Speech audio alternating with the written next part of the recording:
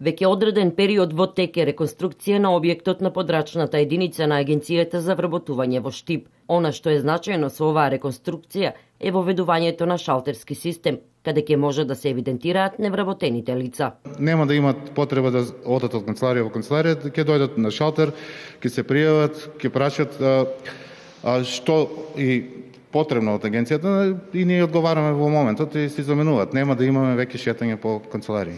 Реконструкцијата предвидува и измени на интериерот на сите простории каде се сместени вработените, потоа санитарните делови, но и екстериерот, нова кровна конструкција и нов изглед на фасадата на зградата.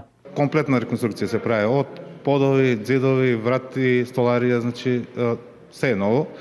Очекуваме за кратко време веќе да официјално да го отвориме, значи новите простории средени, реконструирани. Според проценките на Димчов, работите би требало да бидат завршени најдоцна за 1 месец.